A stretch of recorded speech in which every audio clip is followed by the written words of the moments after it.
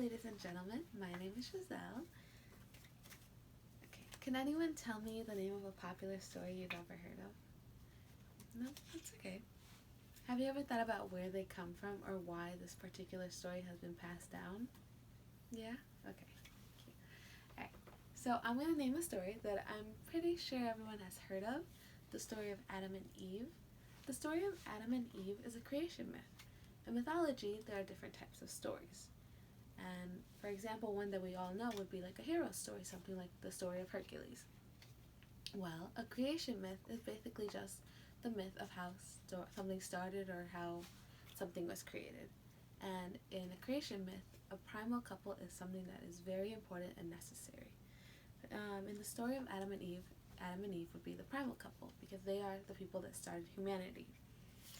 In the article Rangi and Pan by Myth and Legends, a primal couple is described as the source from which all things in the universe originated. And from this primal couple that is passed down from generation to generation, this is where we get our history and culture from. Today I'll be discussing a myth from the Maori culture. This can go by a couple different names, but we're just going to go by Father Rangi and Mother Papa today. This is Father Rangi and Mother Papa. The Mother Papa is the earth and Father Rangi is the sky. In this myth, we'll learn about who was present, the land of the Maori people, and the meaning that the story has in its culture.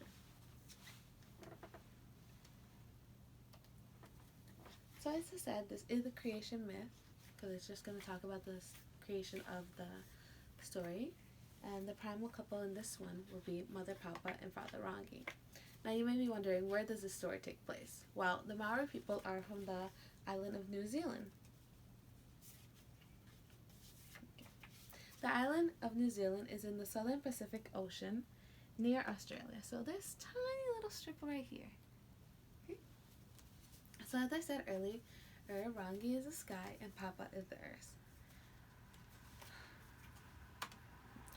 So when Father Rangi and Papa Mother Papa were created, they were in a tight embrace, and from their embrace they had 6 kids. Now these kids loved their parents, but they did not like the environment they were in. They were in a cramped darkness. So they decided one day to discuss how they were going to get out of this. 2, God of War, decided they should kill their parents. While Tane, God of Forest, suggested they separate them. He suggested, as stated in kids' first kindergarten, Rangi would become a stranger in the sky, while the nurturing Papa would remain on Earth to look for them. Tahari, God of Weather, disapproved. He didn't want anything to do with this. He hated the idea, so he flew away. He went away. So one by one, out of the 6 kids, they started to separate their parents. The only one who succeeded was Tane. He went on his back, pushed up against the sky with his feet, and pushed down on the earth with his hands. And here is an image of how he is depicted in most mythology. So the Father Rangi, Mother Papa, and Tane. As they pulled them apart, the Father Rangi and Mother Papa, they cried, they begged him to leave him alone. They were so in love, and he didn't listen, because he was preoccupied with letting in light to the world, and he wanted to give freedom to his family. From this myth, the Maori people have found an interpretation for the natural phenomena that have occurred and continue to occur today. One of those phenomena is rain. So in kids' first kindergarten, it states, Rangi sheds great tears of drenching rain, showering Papa with his love. This is interpreted in the rain that they experience in New Zealand and the morning dew that is always there, because Father Rangi is still suffering very much from his separation from Mother Papa. Another phenomenon that they describe is the soil and ochre. So when Tane separated his parents, this caused blood to fall on the earth, and that's what turned the soil in New Zealand red. This produced red ochre, which is essentially clay, and that is very sacred in the Maori culture, so red is a very sacred color for them. They also describe earthquakes. Earthquakes are basically an interpretation of Mother Papa's struggle to get closer to Rangi because she was separated. She's left on the earth. As stated in Kids First Kindergarten again, Papa sometimes responds with heaves and strains that nearly break her apart to reach her beloved Rangi. And that is why New Zealand does receive like a lot of earthquakes yearly, even though not all of them are felt. And storms. Remember the sun that I said didn't want anything to do with it? Yeah. Tawahiri? Yes, Tawahiri is the god of the weather. So in New Zealand, there's a lot of strong winds and storms, and that's interpreted from Tahiri's anger and enragement from what happened to his parents. So after the separation, he was the only one who went up to follow his father to the sky. And as stated in this video, the Maori creation on YouTube by Ben Stein Go the Uni, he states, Tahari, the weather god, became sad to see his parents crying and joined his father in the sky. Today, the storms are caused in revenge for his brother's acts. So that's why they suffer a lot from strong winds and heavy rainfall, because his brother is still angry, and that's how the Maori people interpret that. Not only did the Maori use this tale to interpret why the world is how it is, but as stated in Rangi and Pan by encyclopedia.com, it also shows how the Maori view themselves as part of the natural world. In Maori culture, they have a lot of strong beliefs from the story of Mother Papa and Father Rangi.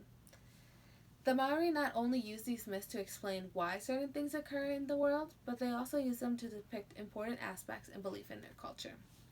For example, in this images, you can see this is Mother Papa, Father Rangi. You can see they're stuck in a really tight embrace. So for the Maori people, that embrace is described as closeness of two people making love, resulting in birth of all things when they separate. So, at the beginning of the story, they were together hugging, and when they separated, they gave birth to all their sons and daughters, and that gave birth to more life in the world. Another important aspect of the story was how a mother's love and nourishment keeps them. So, they want to keep their mother close. So, as Tane said before, let's keep the mother here close to us so she can nourish us and give us life. So these stories have been passed down orally, written records, and in artwork. And they're a huge part of Maori culture, even to this day. So in this quote from Rangi and Papa, also from encyclopedia.com, each is a distinct being, and both are necessary for life. The themes of unity, separation, and grief are also at the center of the myth of Rangi and Papa. Basically, this quote is to say there is good and bad in their separation and their embrace. So when they were together, they brought new life, as I said before. They brought their children, they brought plants and animals. And that was the good. That was everything that we have good in the world. But from their separation, there was floods and storms from the anger of the gods. So not everything is always a good happiness. Throughout the world, there are many different cultures and religions with their own myth and beliefs. Father Rangi and Mother Papa is just one of the amazing tales that exist. The Maori people are incredible stories describing how the world came to be and why it is the way it is. Their tale has shown us how they interpret their environment as well as their ideals and beliefs they've adapted into their culture. The Maori people are not the only culture with creation myth or even incredible stories, and they're definitely not the last. In conclusion, learning about different cultures can be an eye-opening experience. Allow yourself to be open to listening to them and enjoying these stories. Maybe you can pass on some of your own. Thank you.